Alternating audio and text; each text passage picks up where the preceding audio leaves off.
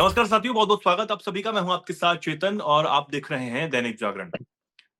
आज आम बजट पेश हुआ और इसमें हमेशा की तरह हमारे पड़ोसी देशों को एक मदद के तौर पर जो सहायता राशि है उसको भी एलोकेट किया गया है, उसको भी इस बजट में बताया गया है।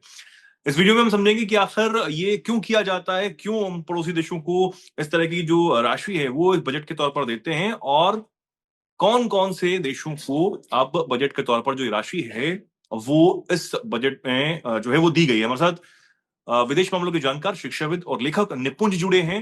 खासतौर पर हमारे जो पड़ोसी मुल्क हैं उन पर ये ज्यादा नजर रखते हैं कि किस तरीके की वहां पर परिस्थितियां जो है वो बन रही हैं, राजनीतिक परिस्थितियां हो या फिर जो चुनौतीपूर्ण परिस्थितियां भारत के लिए भी हों, उससे भी हमें आगाह करते रहते हैं। सर, बहुत बहुत स्वागत।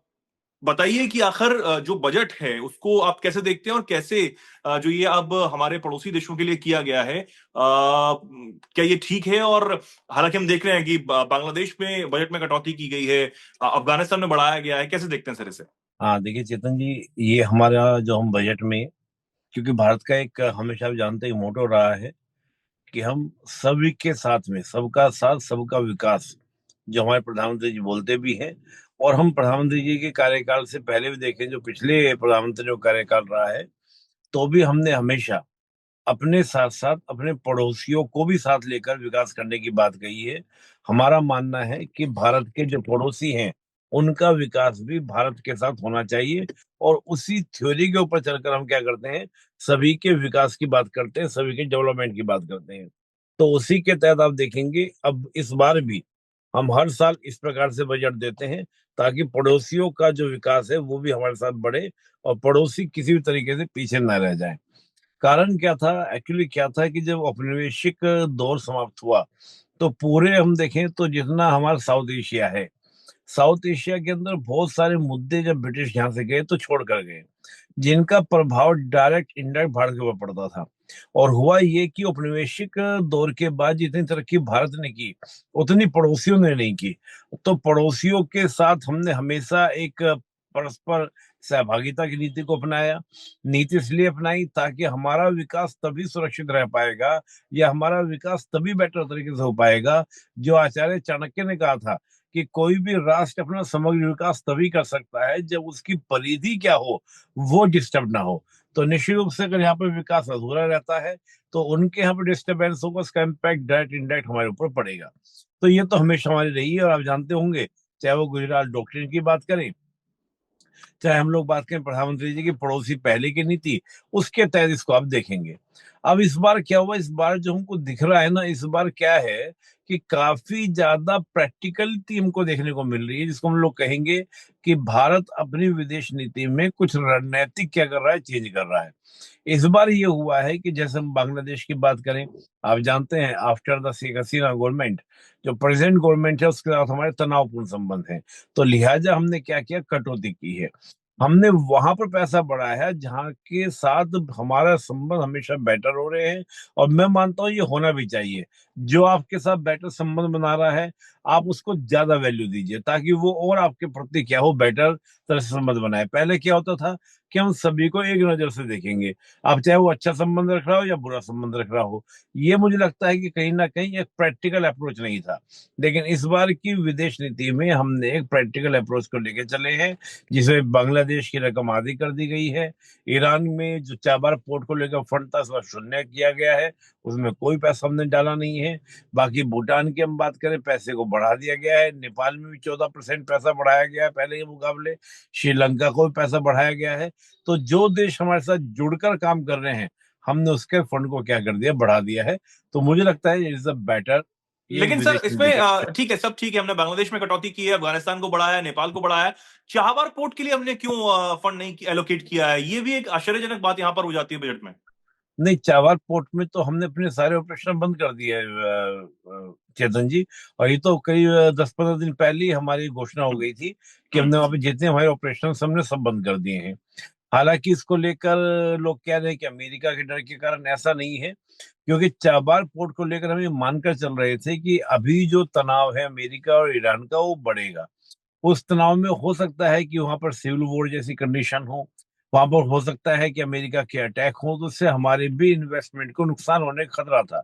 तो हम क्यों उस दो देशों के बीच के विवाद में अपने आप को दिक्कत लेकिन बना। सर वो सीपेक के मुकाबले में एक इंपॉर्टेंट स्ट्रेटेजिक लोकेशन और इंपॉर्टेंट जगह वो थी हमारे लिए। नहीं नहीं, एक्चुअली क्या था, नहीं भी बिल्कुल सही है, चाबार पोर्ट एक इम्पोर्टेंट पोर्ट था और सी पैक के काउंटर करने के लिए, लेकिन अब भारत ने उससे भी बेहतरीन एक विकल्प बना लिया है, वो है ओमान के थ्रू आईमैक का। और हम्म। आप जानते होंगे अभी जो ईयू के साथ हमारा फ्री ट्रेड एग्रीमेंट हुआ है, उसमें आईमैक को लेकर यूरोप बहुत बढ़ चढ़ कर हिस्सा ले रहा है। और चाबार पोर्ट में तो हमारा ही पैसा लगना था, लेकिन हम आप आईमैक को देखेंगे तो आईमैक को बढ़ावा देने के लिए यूरोप बहुत इच्छुक है, जिसमें यूरोप का पैसा अच्छा खासा लगेगा उसको डेवलप करने में। तो हमारे पास में विकल्प है कि हम ओमान के थ्रू अपने संबंधों को आगे बढ़ा सकते हैं। और देखिए ईरान का जो रुख रहा है वो आपका एंटी पाकिस्तान नहीं रहा, कई मामलों में आप देखेंगे हाँ कश्मीर को लेकर हमेशा वो पाकिस्तान के पक्ष में रहा। ऑपरेशन सिंदूर के समय भी आप देखेंगे ईरान ने पाकिस्तान का पक्ष लिया। तो ऐसे में जो देश हमारे साथ इस प्रकार का व्यवहार नहीं रखता, तो मैं समझता हूँ कि भारत सरकार के द्वारा जो स्टेप लिया गया ईरान के जावर पोर्ट का, वो वर्तमान परिस्थितियों को देखते हुए उचित है। बिल्कुल।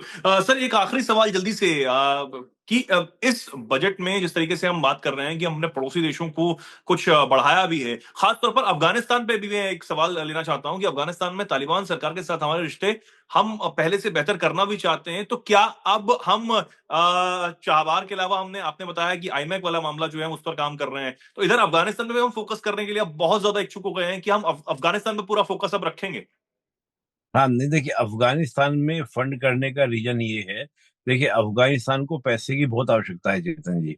और अफगानिस्तान को हम जितना भी फंडिंग करेंगे, तो आप जानते हैं कि वर्तमान तालिबान गवर्नमेंट के पाकिस्तान के साथ अच्छे संबंध नहीं है। तो ऐसे में हम इसको कह सकते हैं कि स्ट्रेटजिकली हम इसको कह सकते हैं कि स्ट्रेटजिकली लिया गया मूव है कि अफगान सरकार को मदद करेंगे तो वो हमारे लिए स्ट्रेटजिकली फायदेमंद होगा। क्योंकि देखिए अभी 3 वोट हमारे अशांत है। कल को अगर पाकिस्तान और बांग्लादेश की ओर से कोई स्टेप लिया जाता है, तो हम उधर अफगानिस्तान की ओर से प्रेशर क्रिएट कर सकते हैं पाकिस्तान के ऊपर। तो इसको आप एक स्ट्रेटजिकली मूव की तरह देखिए, तो सर अब मान्यता क्योंकि क्यों नहीं दे रहे हैं, तालिबान फिर मान्यता देने में क्यों देरी है? नहीं, देखिए उसमें क्या, तो वो बेसिक प्रिंसिपल्स होते हैं। और अभी हम जो तालिबान गवर्नमेंट को हेल्प कर रहे हैं, वो तालिबान गवर्नमेंट को नहीं, हम ह्यूमनिटी ग्राउंड्स पर हेल्प कर रहे हैं, मानवता के आधार पर हम हेल्प कर रहे हैं। तो वो मान्यता देने वाली स्थिति अलग हो जाती है, फिर तो हमें बहुत सारे मुद्दों के पॉलिसीज में, और ये बहुत बड़ा ड्रास्टिक चेंज होगा अगर हम ऐसा कुछ करेंगे तो। यानी कि फिर कहीं ना कहीं प्रिंसिपल से समझौता करना जैसा भी हो जाएगा। लेकिन फिलहाल क्योंकि अफगानिस्तान के हम हमारा कहना ये है कि सरकार आती है, सरकारें जाती हैं, लेकिन लोग रहते हैं, देश रहता है। बिल्कुल। तो अफगानिस्तान था और है, हमें अफगानिस्तान के साथ रिलेशन निभाने हैं। सरकार का तो कल हो ना हो, किसकी सरकार हो क्या पता। बिल्कुल, और पहले से भी हमारा जो बड़ा इन्वेस्टमेंट वहां पर है, उसको भी हमें ध्यान में रखना होगा।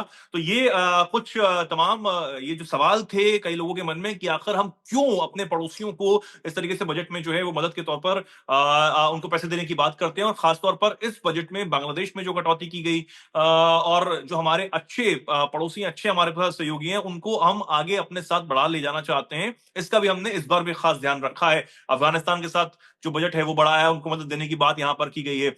इसी के साथ हम नेपाल को भी बात करें, बांग्लादेश में कटौती की भले ही की गई हो, लेकिन दूसरी तरफ हम ये भी देख रहे हैं कि हम अपने जो सहयोगी जो हमारे साथ काम करना चाहते हैं उनको हम साथ लेकर आगे बढ़ रहे हैं। तो ये एक एक बड़ा फैसला यहाँ पर इस बजट में किया गया है। इसके अलावा कई और फैसले बजट में किए गए। डिफेंस सेक्टर में जो डिफेंस बजट यहाँ पर दिया गया है, रक्षा बजट, उसमें 15% की बढ़ोतरी यहाँ पर की गई है। एक बड़ी बढ़ोतरी यहाँ पर की गई है। महिलाओं के लिए कई स्कीम्स जो हैं वो लाई गई हैं। दिव्यांगजनों के लिए कई स्कीम्स लाई गई हैं। टैक्स स्लैब में हालांकि कोई बदलाव नहीं हुआ है, लेकिन उसमें भी काफी सारी जो छूट है वो दी गई है कि कैसे 1 करोड़ की जो अघोषित आय है उस पर भी आप टैक्स देकर बच सकते हैं, कोई आपको दंड नहीं होगा। तो एक तरीके से दंड से जो टैक्स की ओर, ताकि रेवेन्यू ज्यादा जनरेट हो और वो लोगों पर खर्च हो सके, उस पर यहाँ पर ध्यान यहाँ पर सरकार ने दिया है। आपको ये वीडियो कैसी लगी? क्या कुछ आप कहना चाहते हैं? क्या कुछ सोच रखते हैं?